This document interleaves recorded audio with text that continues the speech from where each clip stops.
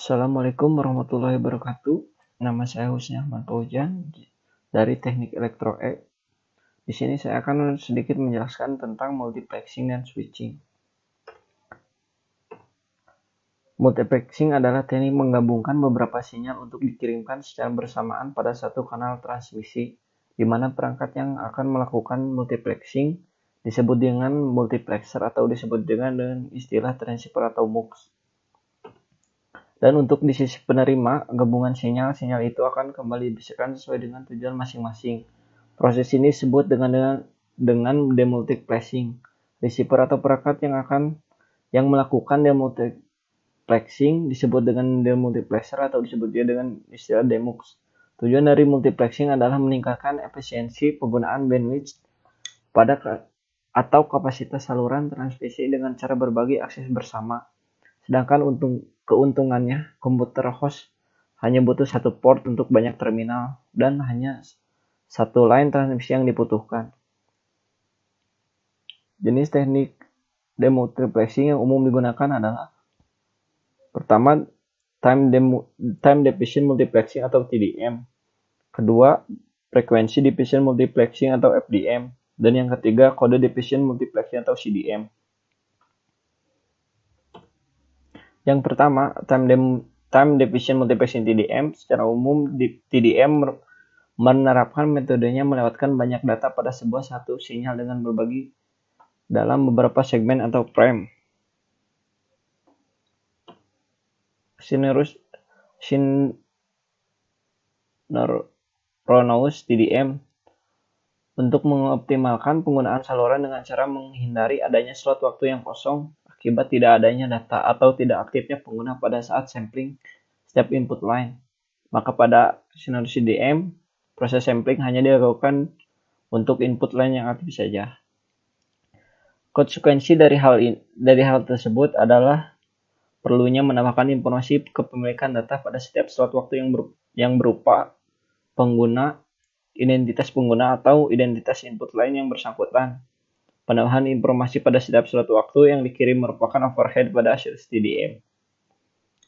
Dan yang kedua, frequency division multiplexing atau FDM,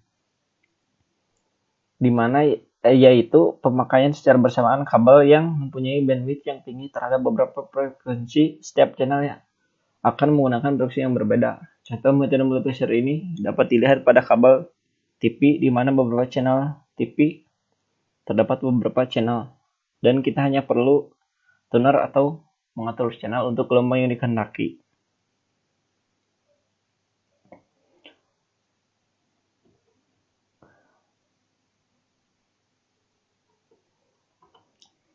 Pada teknik FDM tidak perlu adanya modem karena multiplexer juga bertindak sebagai modem atau membuat pemudatan terhadap data digital. Kelemahan modem disatukan dengan multiplexer adalah sulitnya mengupgrade ke komponen yang lebih maju dan kemudian kecepatan yang lebih tinggi seperti pemodulatan modem yang begitu cepat dan meningkat. Kelemahannya jika ada channel terminal yang tidak menghantar data, frekuensi yang dikhususkan untuk membawa data channel tersebut tidak tergunakan, dan ini merugikan juga. Harganya agak mahal dari segi pemakaian, terutama dibandingkan dengan TDM, karena setiap channel harus disediakan frekuensinya. Kelemahan lain adalah karena bandwidth jalur pada medianya dipakai bersama-sama, tidak dapat digunakan sepenuhnya karena sebagian dari frekuensi terpaksa digunakan untuk memisahkan antara frekuensi channel dan yang ada. Frekuensi pemisah ini dipanggil dengan Goldboard.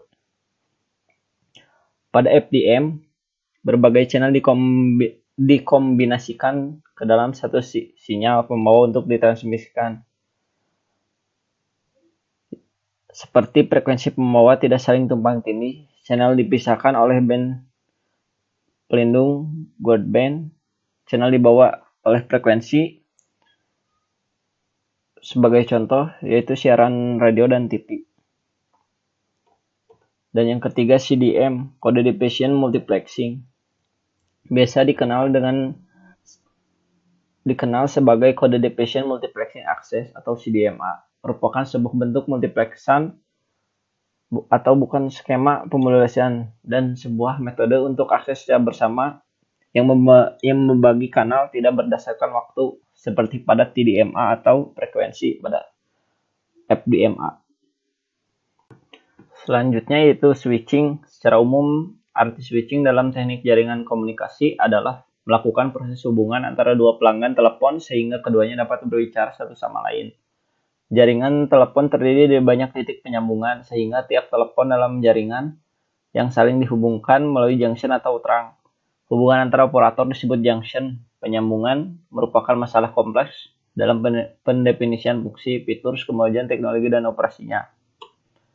Ada 8 fungsi dasar penyambungan, yaitu interkoneksi, informasi penerimaan, pengendalian, informasi pengiriman, kesiagaan atau alerting, tes kesibukan, penjagaan kondisi pelanggan atau tending, dan pengawasan atau supervisi. Syarat teknik penyambungan yaitu tiap pemakai mampu berkomunikasi dengan pemakai lain. Waktu penyambungan harus jauh lebih kecil dibanding waktu hubungan. GOS maksimum pada waktu jam sibuk yaitu 5%. Untuk perencanaan sebaliknya diambil angka 1%. Itu pun tergantung investasi yang dapat diberikan dan tuntutan pelanggan serta tarif. Privasi pelanggan harus dapat dijamin kecuali ada dalam beberapa kasus, misalkan politik. Informasi utama yang disalurkan adalah suara. Ketersediaan pelayanan harus setiap saat. Dalam teknik switching dibagi menjadi dua, yaitu satu circuit switching dan yang kedua packet switching. Circuit switching adalah jaringan sirkuit yang digunakan untuk menghubungkan pasangan terminal dengan cara menyediakan sirkuit atau kanal tersendiri dan terus-menerus selama hubungan berlangsung. Satu sirkuit yang holded atau tidak dapat dipakai oleh yang lain.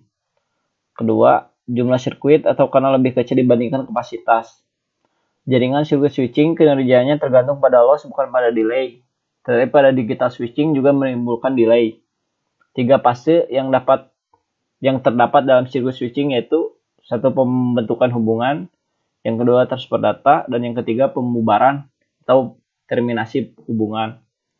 Jaringan sirkuit switching digunakan untuk hubungan yang bersifat yang pertama real time shift atau telepon, dan yang kedua real time data very high bit transmitted.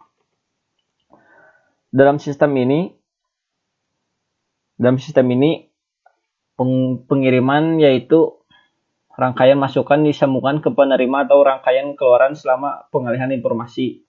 Untuk tiap hubungan diperlukan satu rangkaian. Bila mana pihak yang dituju sibuk ataupun tidak dalam keadaan siap, informasi hubungan tidak dapat dilaksanakan atau gagal. Informasi yang hendak dikirimkan dapat hilang.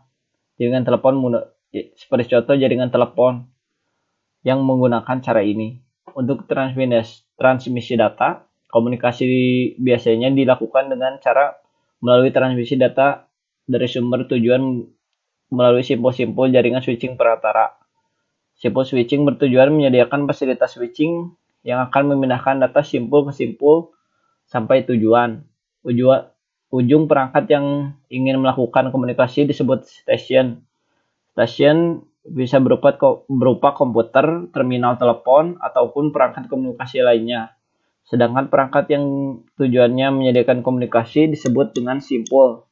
Simpul saling dihubungkan melalui jalur transmisi, masing-masing stasiun berhubung ke sebuah simpul. Dan kumpulan simpul itulah yang disebut sebagai jaringan komunikasi. Jalur-jalur simpul biasanya dimultiplekasikan dengan menggunakan frekuensi division multiplexing atau FDN maupun dengan time division multiplexing. Tidak ada saluran langsung di antara sepasang simpul sehingga diharapkan selalu memiliki lebih dari satu jalur di sepanjang jaringan untuk setiap pasangan stasiun yang mempertahankan reliabilitas jaringan. Keuntungan dari teknik switching yaitu sekali koneksi terjadi, jaringan transparan seolah hanya koneksi langsung antara stasiun, preset data rate tanpa adanya delay. Sangat baik untuk komunikasi real time. Yang kedua, kelemahannya yaitu teknik switching yaitu selama koneksi berlangsung, time slot akan selalu diduduki walaupun tidak ada data yang dikirim. Delay sebelum terbentuknya hubungan call setup delay. Yang kedua yaitu packet switching, sebuah metode yang digunakan untuk memindahkan data dalam jaringan internet. Dalam packet switching, seluruh paket data dikirim dari sebuah node yang akan dipecah menjadi beberapa bagian. Setiap bagian memiliki keterangan mengenai asal dan tujuan dari paket data tersebut. Hal ini memungkinkan sejumlah besar potongan data dari berbagai sumber dikirimkan secara bersamaan melalui saluran yang sama untuk kemudian diurutkan dan diarahkan ke rute yang berbeda melalui route. Paket switching tidak mempergunakan kapasitas transmisi yang melibatkan jaringan. Data yang dikirim keluar dengan menggunakan rangkaian potongan kecil secara berurutan disebut dengan paket. Masing-masing paket melewati jaringan ke satu titik lain dari sumber ke tujuan yang pada setiap titik seluruh paket diterima, disimpan dengan cepat dan ditransmisikan ke titik berikutnya. Fungsi utama dari jaringan paket switched adalah menerima paket dari stasiun pengirim untuk diteruskan ke stasiun penerima. Beberapa keuntungan yang diperoleh dari paket switching yaitu efisiensi line sangat tinggi, hubungan single node to node dapat di-share secara dinamis oleh banyak paket. Paket dapat ditransmisikan secepat mungkin secara kontras dalam sirkuit switching. Pada waktu pada link node to node adalah dialokasikan terlebih dahulu menggunakan time division multiplexing. Jaringan paket switched dapat membuat konversi data rate dua buah stasiun yang berbeda data rate-nya dapat saling menukar paket. Ketika traffic mulai padat, beberapa call di-block untuk menunjukkan jaringan menolak permintaan koneksi tambahan sampai beban di jaringan menurun. Dalam paket switched network, paket masih dapat diterima akan tetapi delay delivery bertambah. Prioritas dapat digunakan. Jadi kalau sebuah node sejumlah paket untuk ditransmisikan, dapat ditransmisikan pertama kali berdasarkan prioritas yang lebih tinggi. Paket-paket ini mempunyai delay yang lebih kecil daripada lower priority paket. Paket switching juga memiliki kelemahan yaitu tidak memberikan garansi quality of service, delay antrian, data loss, paket, dan throughput. Sebagai contoh teknologi layanan paket switched yaitu public data, frame relay, internet connectionless, dan LAN. Terima kasih atas waktunya. Mohon maaf bila banyak kesalahan kata. Wassalamualaikum warahmatullahi wabarakatuh.